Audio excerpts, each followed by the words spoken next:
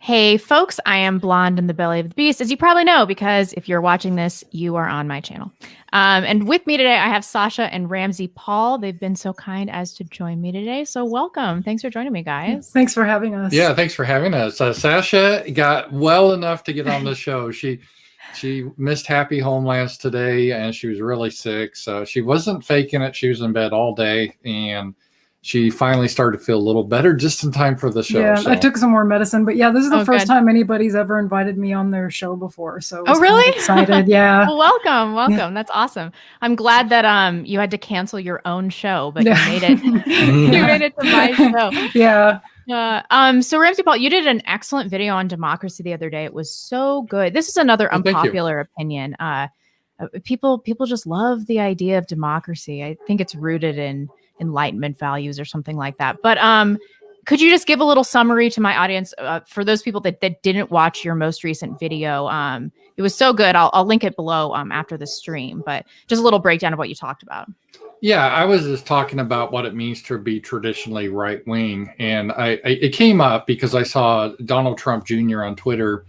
He made a tweet, something about the Democrats. They were happy that Pete Buttigieg was the first homosexual to be on the cabinet.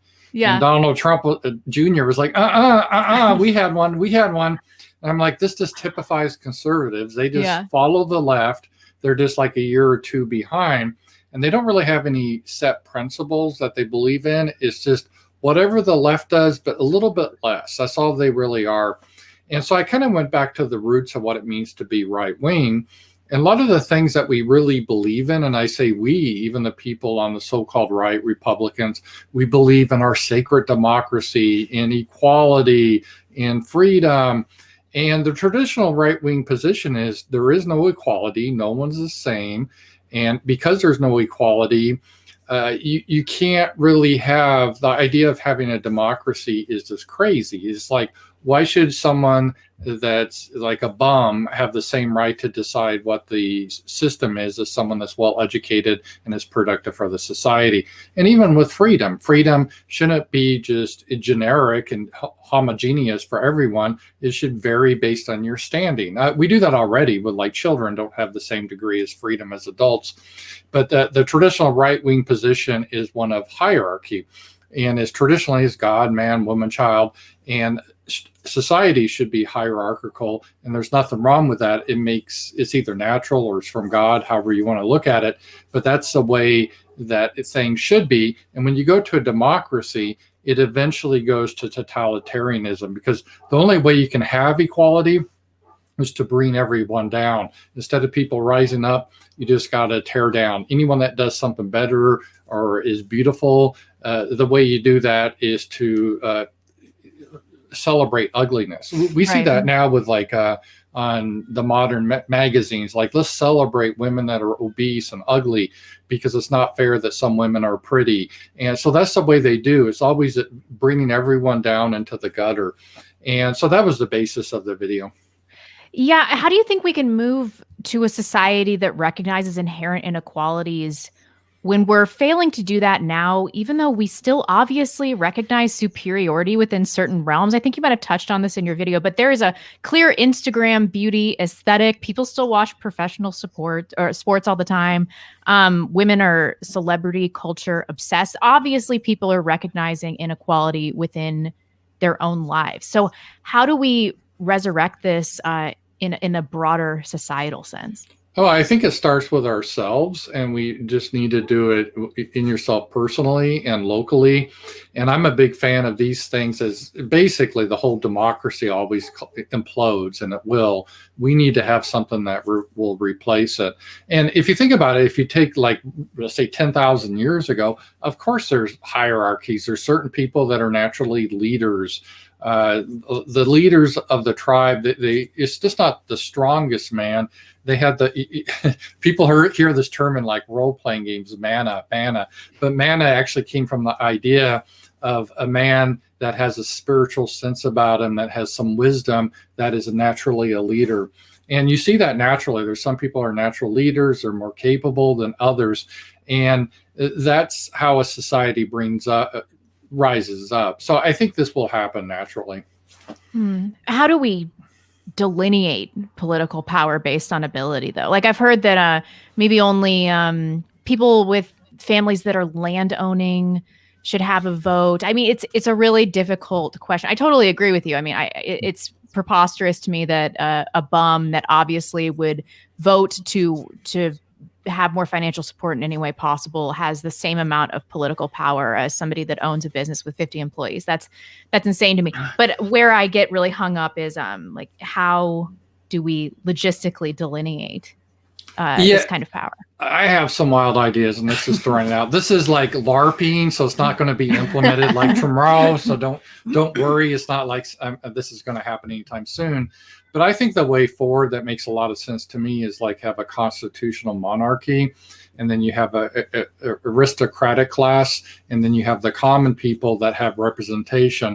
And so I see those three working together well. So it's not like a king has absolute authority, but he's like the president that's under law, and he has the constitution. And for like the House of the Commons that the British had, I do believe in voting, but I do, as we talked before the show, I think the vote should be restricted to men over 35. And I also have an age maximum of 80. I think once you're 80, you shouldn't be allowed to be in office or even vote. And it's not I think we should esteem those people, but I think there's a time when you get to a certain age, you can't really function. Yeah. So I would do that. So I'd have basically the constitutional monarchy. I would have basically the House of the Lords from the aristocracy. That would be somewhat hereditary, but maybe a few generations, and the king can appoint others. And then the House of the Commons, where you do have a vote. I think that would probably be the most stable system. And because democracy, you just always ends up being the worst system, as we see. And that's why when they're saying, oh, our attack on our precious democracy, I'm like, I don't really care about democracy. So. Yeah. I'm not super worried about maintaining it. Did you say men over 35 should have to vote? Okay. All right. So this is a perfect lead into my next question. I have talked a lot on my podcast about repealing the 19th. I would love to hear what Sasha has to say about this. Many people think that I'm suggesting this in jest. I'm totally serious. I mean, I guess part of it's like a little trolly, but there's no denying that women have a biological drive to adapt to new conditions. If a tribe comes in and they kill your man, like you have to adapt. You have to go into their harem so that you don't get killed. It's just what we are biologically driven to do. As such, I think that we often see the state, especially single women, as a guardian. And so unless the nuclear family is resurrected as king in society, I just don't see a way that we can change female voting patterns. Do you think that this is an unfair assessment of women and their role in the political sphere?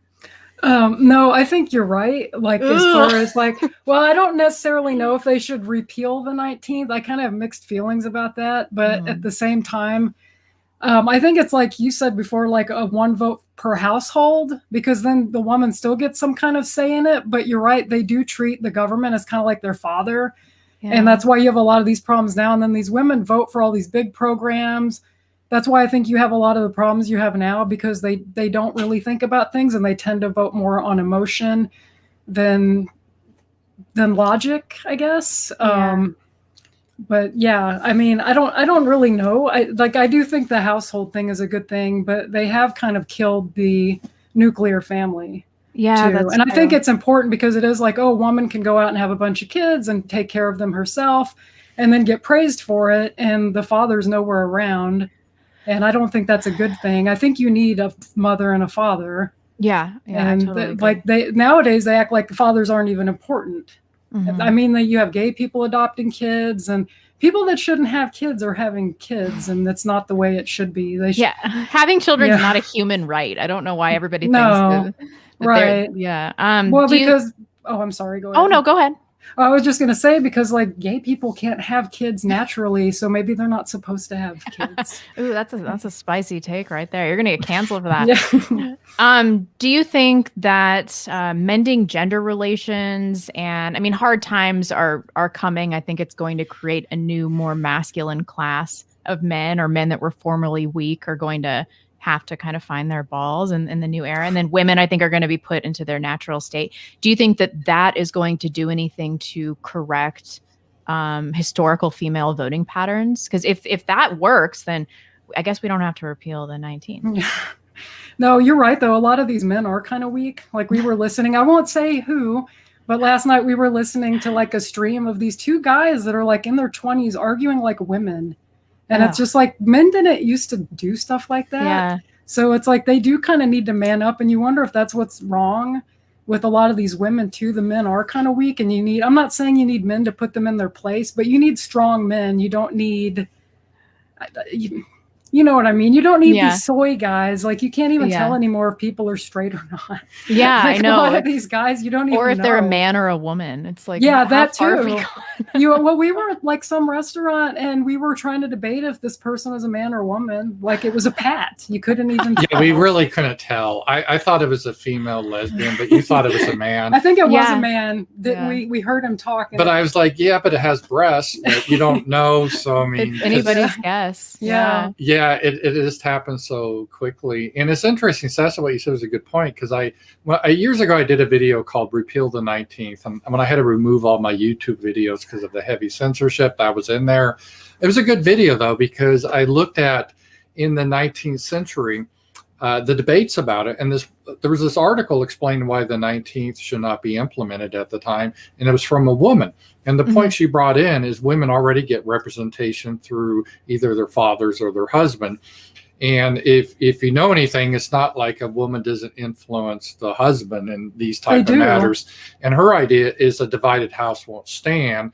It doesn't make sense to have a man vote one way and the female the other if they're part of the same household. Right. It should be that just one person votes for the household, and the man then also hopefully will vote for the women's interest too. So that was her point, is if we got the universal suffrage, it would start to split apart families. And I think she was pretty spot on.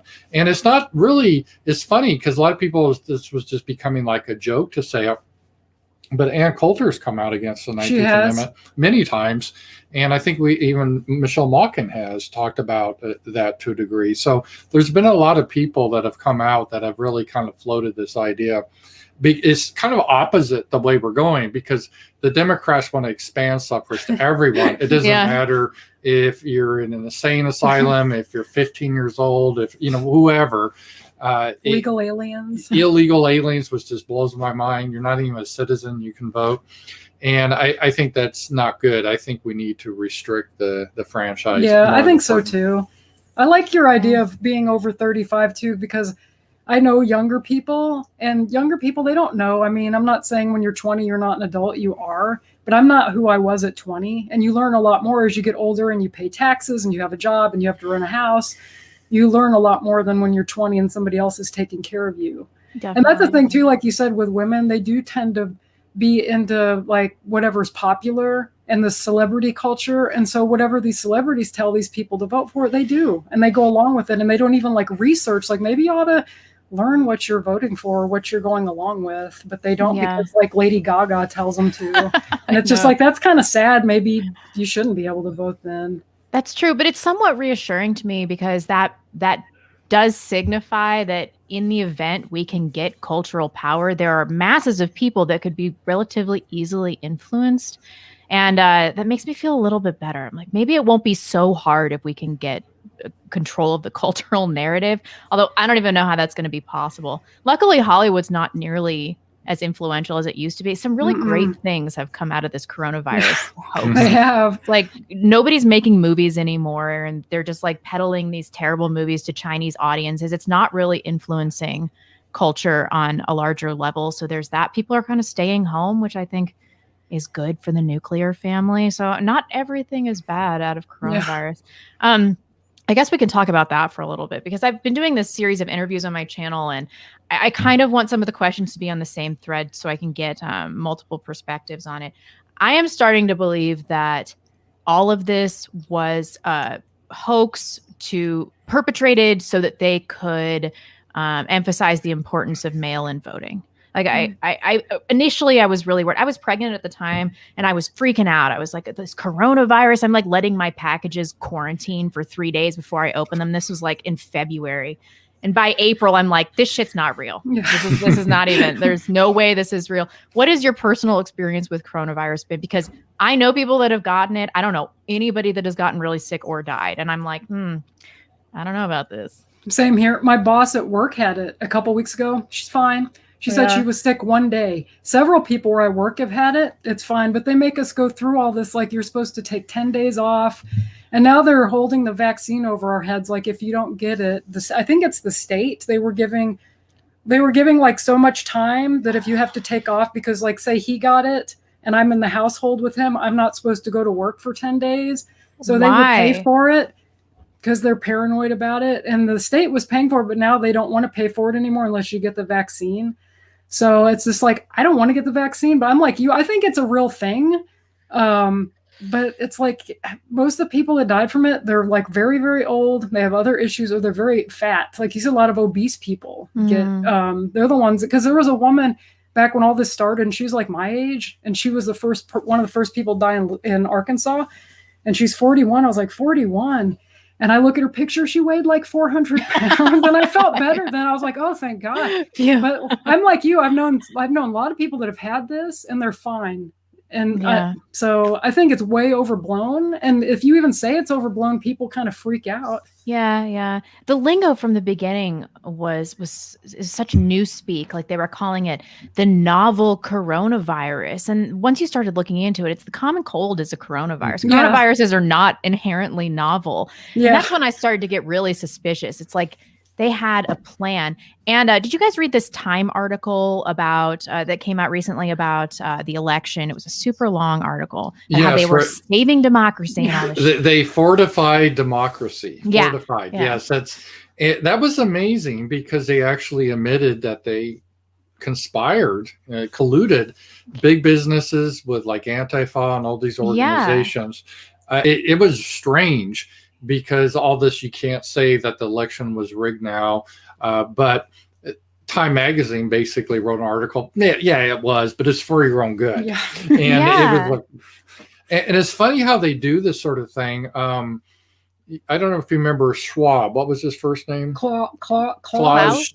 Yeah, Klaus. He's a German Jewish guy from Sweden or somewhere. No, he's from Germany. Oh, Jewish, Germany. So, okay. But he brought up this whole thing about we're going to have the Great Reset and we're going to change. He did a whole PowerPoint presentation about it. Trudeau talked about it, and then if we talk about it, saying these guys are planning the Great Reset, here's their material. It's like, what are you doing? That's a conspiracy theory. I'm like, no, they're saying it right here.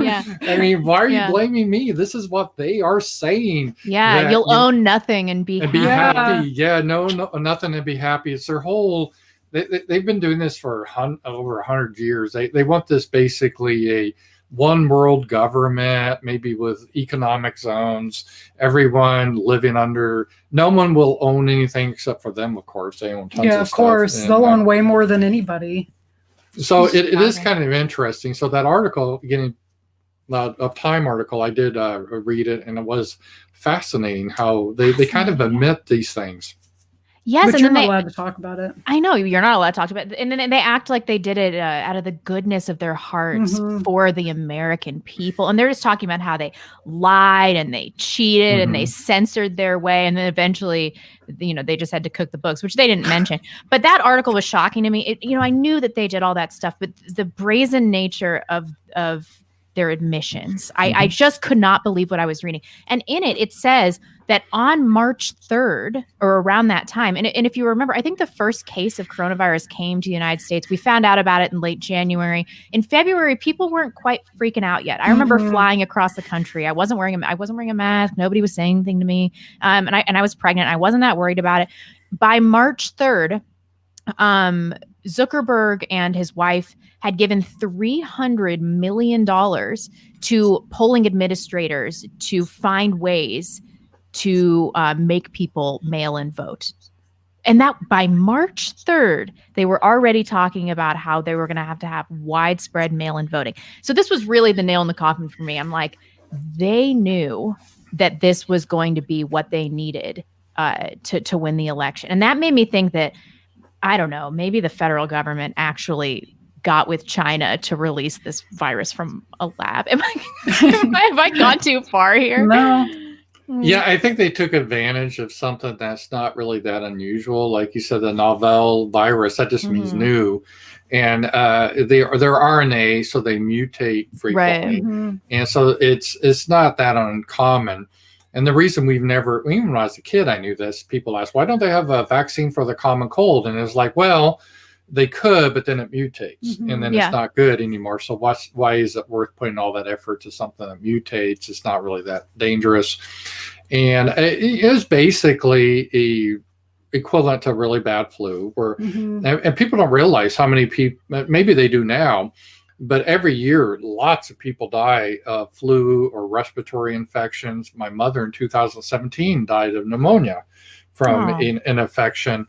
And she had comorbidity. She had previously had cancer, and the chemo like saved her, but it destroyed her immune system. Right. So she was always very susceptible. And so this isn't new. If you're already have some vulnerabilities, let's say you have leukemia. Yeah.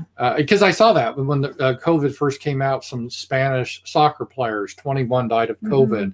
And then you dug into the articles like, oh, he also had leukemia. And I'm like, well, that's a little thing probably that should come out. Yeah. So they took something that's not super unusual, but they decided to blow it up.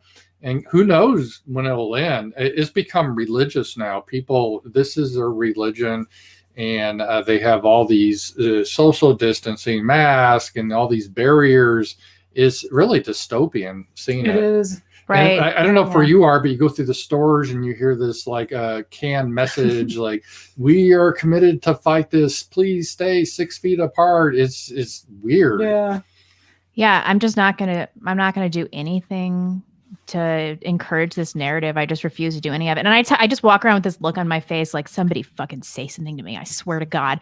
Like I will rip somebody a new one. We do that all the time. We do. And we people get have like, said stuff to us. They've said stuff to us What too. kind of interactions have you had with people that have been negative? We went to a restaurant and it was some land whale. And what did she say? She like said something like some people don't wear a mask or something like that. And it's just like, you should put the fork down, lady. You should be more concerned about your health that way. I mean, it's stupid anyway. You go in and you wear a mask. They make you wear a mask till they put you at your table. I know. Then you can take it off. You're all breathing the same air anyway. Yeah. It's like so none of it makes any sense. It's just like it's all a ritual now. It is, and I think it's going to damage people. Some people, especially forever, children.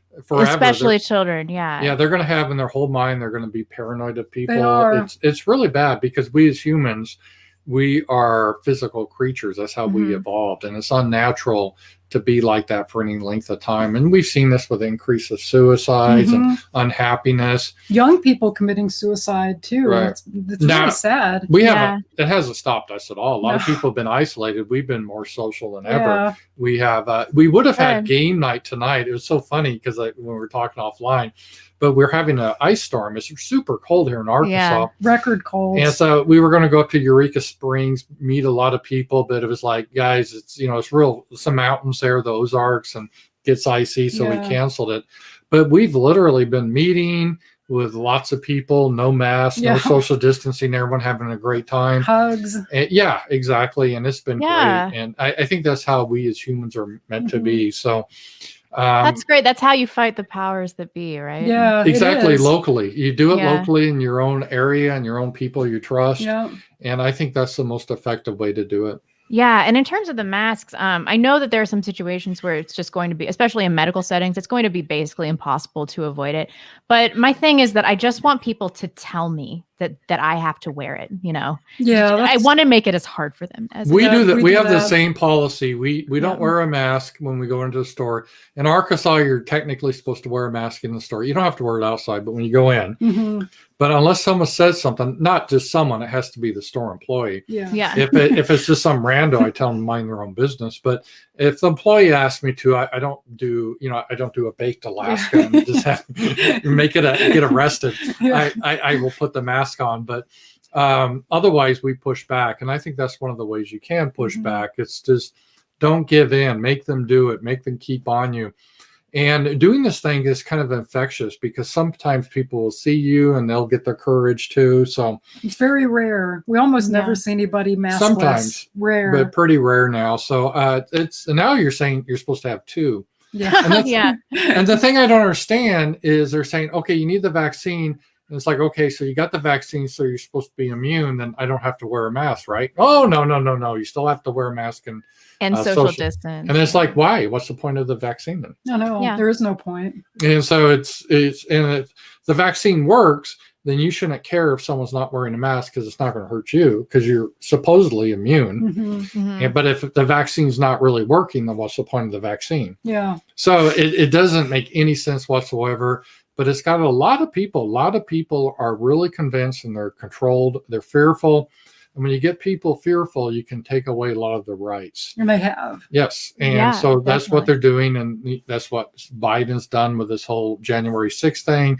They want to perpetuate a constant state of fear because if you're fearful, you're willing to give up things that your forefathers fought for. Yeah. I'm really disappointed at the amount of normalcy bias I'm seeing in people.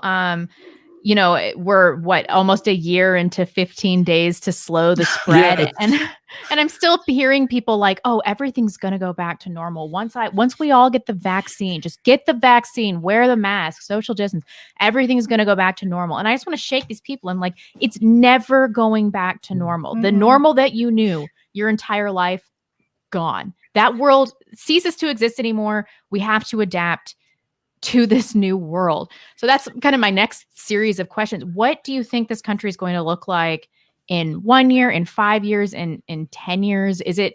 Are we in the midst of a complete societal collapse? Because that's really how it feels to me. And I wonder if I'm just too black-pilled, but I really don't think that we're ever going to have a golden age like we did over the last, 20 years or so. Well, I did a video of my predictions of the 20s, 30s, and 40s. And I think this decade is going to be very chaotic. And I think we're going to see really a lot of like Civil War conditions in the 30s. And I think in the 40s, we'll see a lot of the United States break apart into different areas. So I'm very white-pilled long-term, but we're going to have to go through a struggle. We're in kind of dark times now. There's no doubt about it. And that's why my message is we really need to connect with people locally, have good friends. And I'm saying don't do anything illegal. Don't start a militia or don't do anything like that. Just get with people that you know. And, you can support each other in various ways. Like we know someone that used to cut hair. He was laid off by COVID. Well, he could cut my hair. We're part of the same network. And guess what? I don't really care if he reports it to the government. Taxes, I'll give him cash. So there's a lot of things we can do. And I think we need to go down that line of supporting each other that way. One is just emotionally. If you have friends, you can bond with each other. You can help each other. So we've always said, people in Northwest Arkansas, if they want to contact us, they can, and we'll get together as part of our group. And again, our group is not a political organization. We don't do anything. It's not political. It's just we're just support each other is what we do. We talk about politics. We talk politics, but it's not really, we're not a political organization. We don't do that. We play games and do other things. So I think that's what we have to do in the future because things will get tough. That's why I support when you have these organizations and people can homeschool their children. Yeah. Why send your kids to a school to the teachers telling them that they're evil because they have white privilege and potentially maybe in the future we'll need to do that with healthcare because whites may not qualify for at the end of the line. And I'm friends with a doctor. She's very red-pilled in Canada. And if you see the doctors are putting through now because of affirmative action, it may be better to avoid the healthcare. I don't want to be black-pilled about it, but there's a lot of, and she's really good. And she only got in because she's technically Indian or Native American, even though she isn't, but they did it. You know what I mean? Yeah. It's kind of a scam they can do. But she's explaining the situation is it's pretty grim, and that's in Canada. Yeah. So we need to support each other at this time. But in a way, that's the white pill because the regime, once they start purging out all the competent people, they will eventually implode. So, but we're going to go through hard times. I think we're going to see a lot of inflation, all that type of thing. You already are. Yeah, because Biden wants everyone to come in, and when they come in, they're going to want free food, free housing, free health care. They're going to want it all. Who's going to pay for it, and how do we do that? If they're not meanwhile, people are losing their jobs because it's being outsourced or they can't work, small businesses. So this is like a perfect disaster happening right now. So the government's like, oh, we'll just print money, but eventually that devalues money and everything gets more expensive. Not to mention how they're cutting off like oil, the pipeline, and all those type of jobs. And everything we get is based on oil. So if we can't produce the oil domestically, we're going to have to pay more for it. So that means you're going to pay more for your clothes, your food, everything. So it's going to be a tough time. And I think we're going to, the number one thing that we can do is to really network with other people in a good way. And I don't mean join some kooky group or anything like that, but just with normal people. And I think that's the way to go forward. Yeah, I agree. I mean, financially, I think about this a lot. It's going to be very difficult to hedge against an economic collapse. I don't even know how one goes about doing that. Like, I guess I've accumulated some silver, I've got some Bitcoin and stuff like that. But if I'm trading a box of peaches for somebody to like fix my broken leg, none of us are going to give a shit about any silver coins. Like nobody's going to care about that. So how do you think is there any way to hedge against economic collapse? Well, it depends on how far you are. And I do think it's probably good to get out of dollars as much as possible. I mean, you need some liquidity for the dollars in your bank or whatever. But if you can invest in Bitcoin or stocks, and as a disclaimer, we always have to do this, we're not investment professionals, so everyone needs to take their own risk. And especially something like Bitcoin, I'm very bullish on it.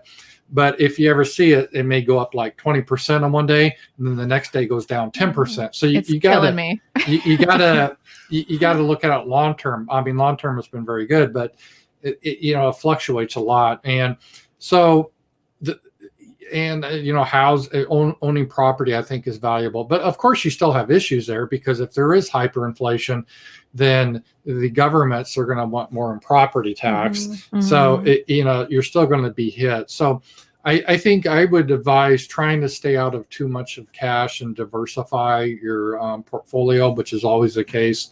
But long term, I think the best currency that we have, again, is our networking and our friendships, so we can watch each other's backs and help each other. So like if Blondie, you break your leg and I'm friends with a doctor, and maybe she can help you if you can't get help at the socialist hospital because you're the wrong race. So that's the way we can network, I think, and that's where it needs to go long term. Yeah. In terms of healthcare, wow, doctors have been such a disappointment during all of this. I used to have this mentality that doctors had all the answers and everything like that. And now I'm just like, does anyone know anything? My mom is so pissed off because we live in North Idaho. My parents moved up here when I had a baby. And in the last week, a doctor has tried to push the coronavirus vaccine on her and tried to put her on statins for having like barely high cholesterol, even though she's like 110-pound non-smoking woman. So she's like, these people don't know anything. And she's so mad. And I understand where she's coming from. It's like we can't trust anybody. So I wanted to talk a little bit more about the vaccine. I'm sure my audience already knows, do not take the vaccine. We talked about how it has no purpose, but in these preliminary studies, I'm Computing Forever made an excellent video about this, but we're talking about sterilization. I mean, they've said that you should maybe freeze your sperm before taking the mRNA vaccine. Just outside is pretty cold. It's just outrageous. And what do you think people should do in the event that they're in some kind of job where they're mandated to take the vaccine, or just a situation where it would be extremely difficult to navigate life without a vaccine? I already know that if we don't have this future digital ID, if we don't take the vaccine, we're not going to be able to fly. We're probably not going to be able to shop for groceries. Probably not going to be able to bank normally. I can see that. I can see it happening. But what do you do? I'm not getting the vaccine no matter what. But what do you do if you have to have it for your job? Yeah, that's a good question. We've talked about that a lot, and it could even impact Sasha. I'm kind of a bum, so it doesn't impact me. So, but it could someday. First of all, the vaccine, I don't, if someone really wants it and makes them feel better, I'm okay with that. I mean, it's up to situation I go into, your body, your choice, you know. And if you want to do it and it makes you feel better, okay. The problem is we have a regime now with so much censorship, and we don't really know the truth. And I'm sure the media is burying all the stories that could make it look bad. Didn't you tell me they were like they Facebook are, yes. or something like banned? If you said anything Facebook. About there's the a vaccine? Facebook group that people could post if they had bad reactions, and that was the whole idea of Facebook. The internet, you could share stories. Facebook banned that page. And it wasn't people talking about hate speech or anything like that. It was talking about their experiences. Facebook's, no, you can't do that. So we really don't know. And that's the problem when you live in a society that has a lot of censorship and they control the narrative. But to answer your question, I'll punt this over to Sasha because it's more relevant to you. What would you do, Sasha? I don't know. I've been so worried about it because at my job, they had like a bunch of people did get vaccinated because they had free vaccines, but you didn't have to. But they said they can reserve that right in the future to force you, which I don't get. It's like the vaccine's supposed to protect you. Why do you care if I get it? I mean, why can't I just take my chance with getting sick? I don't get the flu shot, and they don't make us get the flu shot, but now all of a sudden this, and it hasn't been around long enough. I'm not like an anti-vax person, but they rush this thing out so fast. And then you see videos of people fainting and all this other stuff. It's kind of like, I think I'd rather just take my chance with COVID. I said my boss had it. She said she was sick one day. Yeah. She had a fever and chills and she felt fine the next day. I think I'd rather have that because I know a guy and he works with, I used to work with this guy too. His wife's a nurse. She had to have the vaccine for her job. She had a allergic reaction to it and she turned pink and had to go to the emergency room and she was vomiting and was real sick. She's okay now. But I'm like, the point where I have to go to the emergency room? That's kind of scary. Yeah. So I don't know. I'm kind of on the fence. I try not to worry about it too much. I was worried about it before because I like my job and I don't want to quit. But at the same time, it's not like a high paying job. I can't find another job. But I don't like looking for jobs. It stresses me out. So it's kind of like I could be maybe a bum too, but I don't know. I like having a job and I guess I'll cross that bridge when I come to it. I mean, I have a friend and he said he could give me a job, but I'd get paid less and I probably wouldn't like the job as much. So I don't know. I'm just like you. Would be worth it though. I know. I'm like you though. I'm afraid they're going to start making us do this to travel. I mean, you saw Ticketmaster said something about and I like going to concerts too. So what, they're going to hold that over you now? Like you can't go to a concert anymore unless you get vaccinated. It'd be nice if that's such a bummer. I could have gone and seen all the people that I wanted to see before all this. I regret it so much. Now, like all these musical artists that I love, like I saw a video of Heart, this band that I love. And I love Heart. Oh, they're so great. I've seen Heart. Yeah. You have? Oh, yeah. I've never seen them live. They're really good. And they're so old now. I'm like, I'm never going to see Heart live. Why didn't I see Heart? But I think that the era of concerts is probably over now too. I mean, if the vaccine's not going to help us do stuff like that, then that shit's done. It's right. over.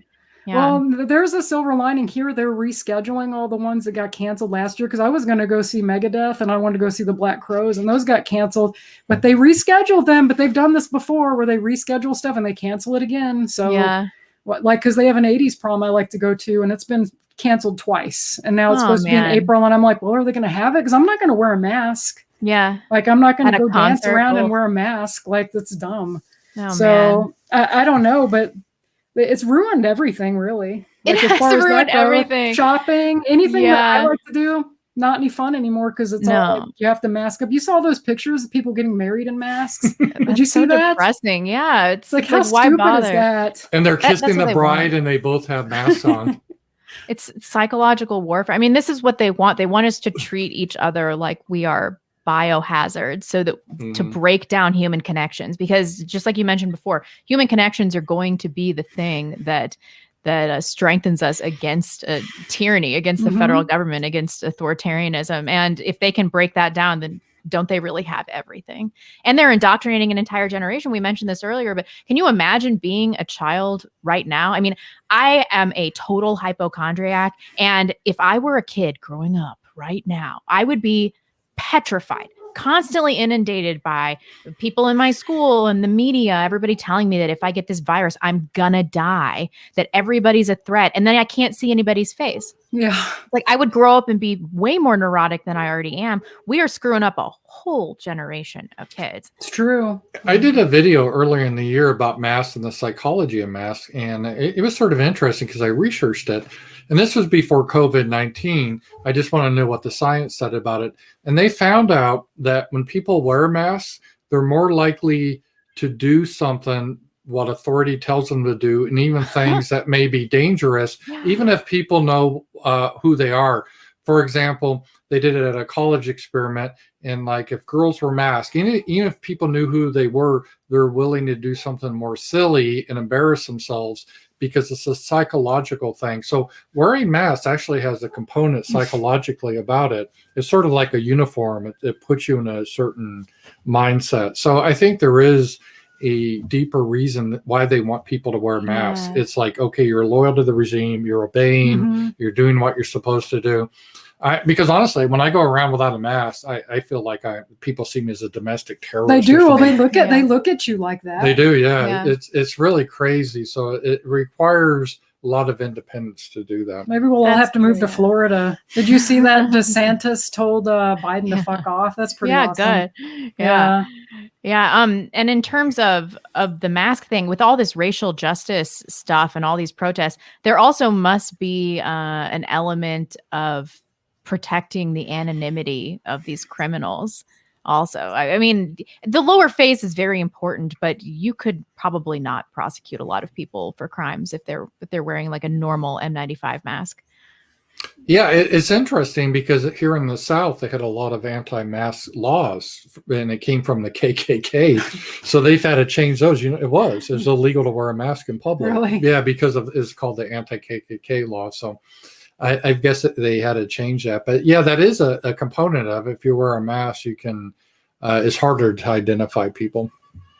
Oh man. Well, I just had one more question for you. So, do you think, this is kind of off topic, but do you think that we are better off Balkanizing? You said 2040 in the 40s for this? Yes, that's just my wild guess. Okay, you're giving us more time than. So you can have me on your show in 2040. Okay.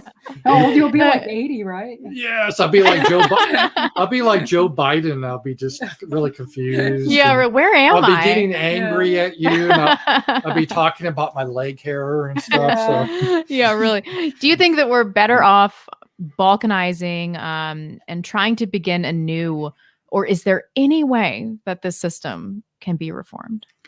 I'll go first, and no, I don't think it can be reformed because you can't bring together people. Yeah, I mean, forget the United States. They had this problem in Yugoslavia. They had it with the Austrian-Hungarian Empire. Anytime you try to bring people together that don't share common values, because what does it mean to be American now? Does it mean to have, as John Adams said, he'd probably be deplatformed now, said we have kindred blood. Yeah. Don't say that anymore, but No. he said that. And we have like a common language, common tongue. We don't have that anymore. Common religion in general. We don't have that anymore. Common customs? No. A lot of people don't like celebrate Christmas or whatever. No. So what does it mean? It's just a bunch of people on the same landmass that are trying to basically game the system, loot the system. That's all it's become. And you can't really have a country last long that way.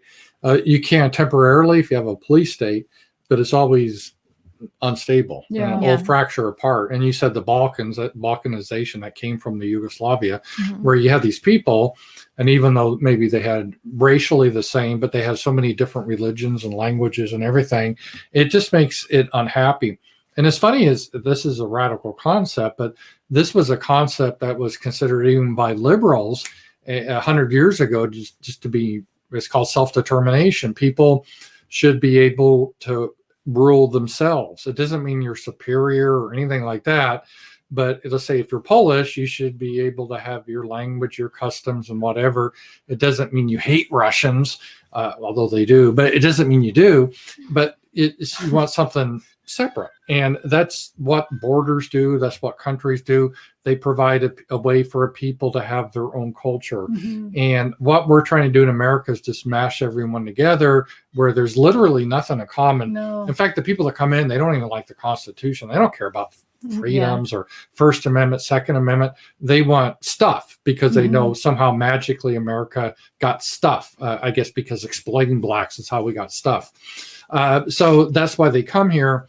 They don't care about the rest, and you can't build a country that way. So it will balkanize. It's not because I'm advocating for it. It will happen. It already does, kind of. Yeah, it does. A lot of people come over here. Like, there's a town next to our town, and it's like, I want to say majority Mexican now. Like, there's a lot, but they're in their own little thing. They got their own little stores and Springdale. Yeah.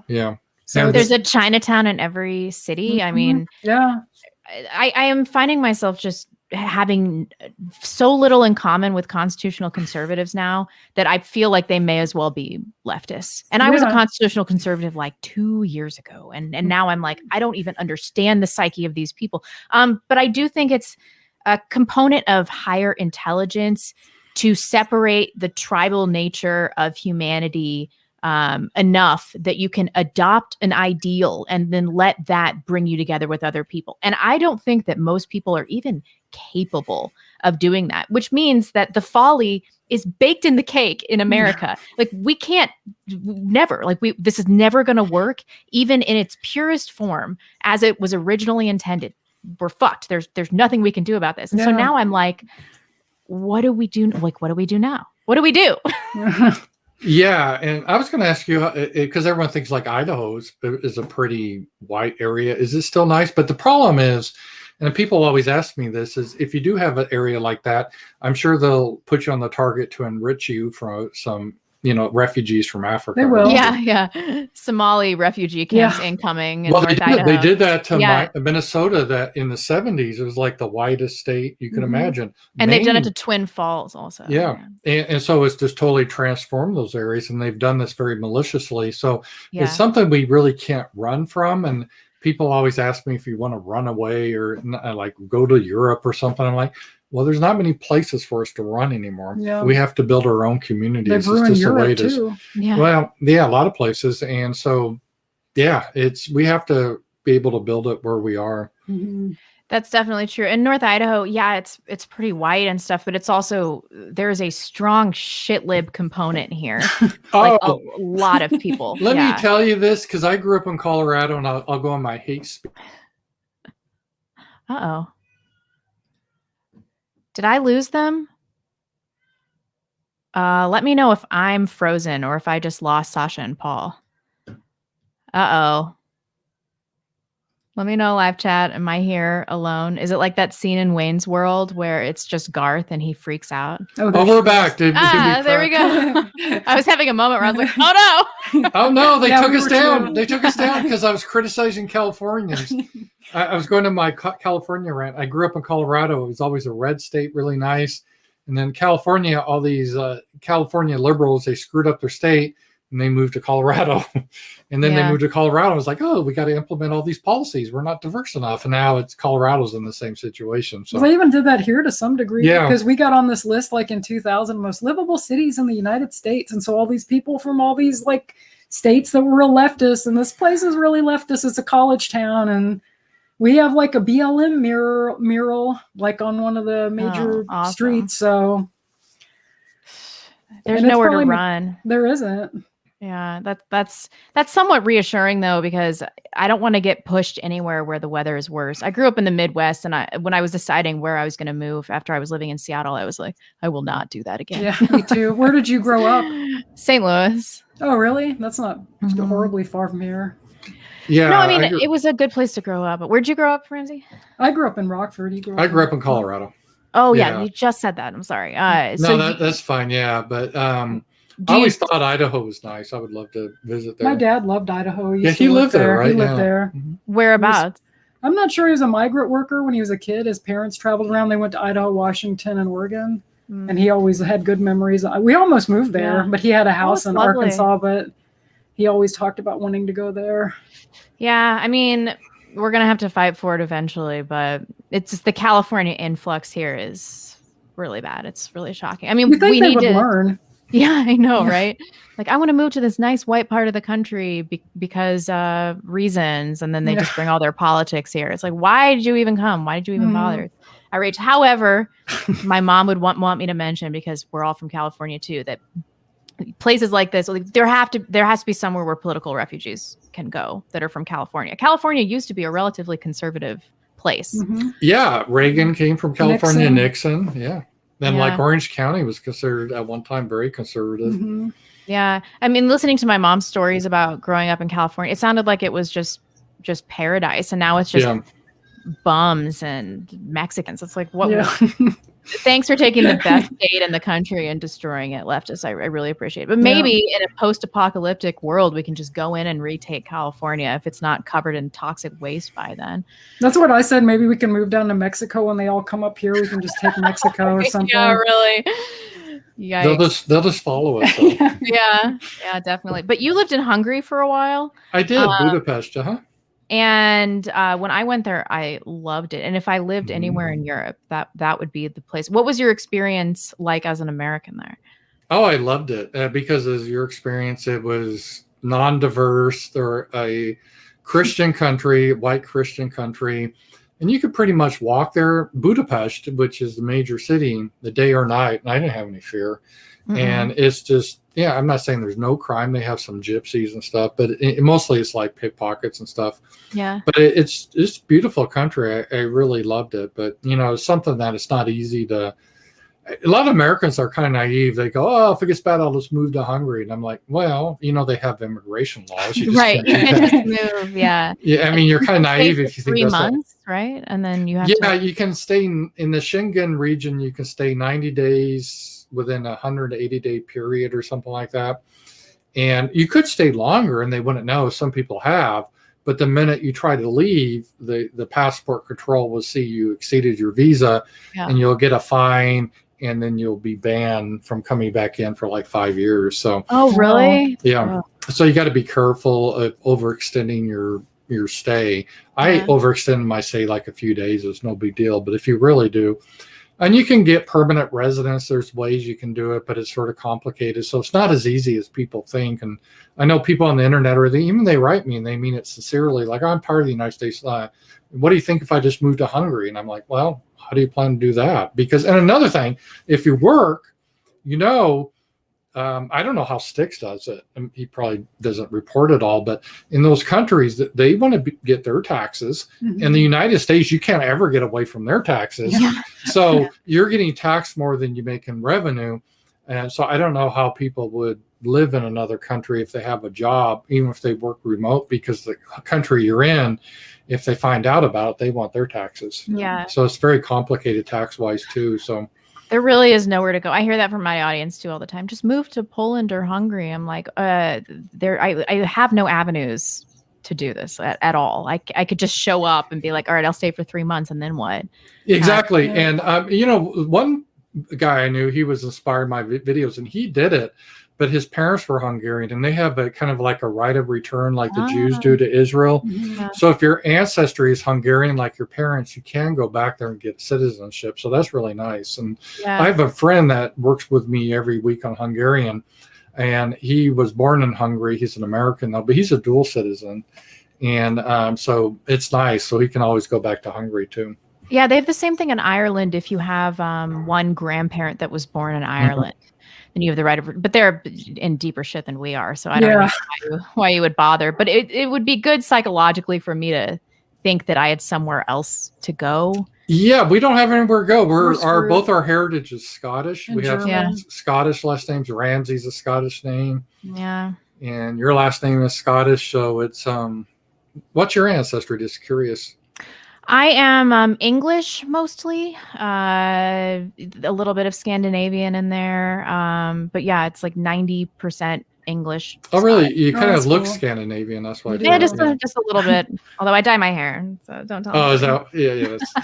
When I did a conference in Estonia, and the thing that really just struck out at me when I came to that country was how everyone is blonde. I mean, just naturally, it's like, wow. It's like the most blonde country you could imagine, Estonia. I love that country, but yeah, I mean, they might be able to keep it that way. Some of these I hope so.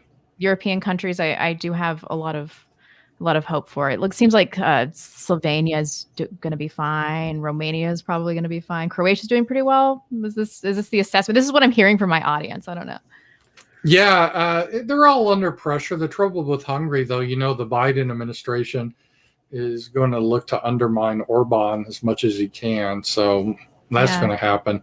That's the thing that's sort of ironic, because where we were like, remember Putin, he hacked our election. They're getting involved with our elections. And if you want to know any country that's involved in every election around the world, look at the United States. When they're having the elections in Hungary, there was all these NGOs and all these leftists trying to do their little tricks, Soros and all those. And it was crazy.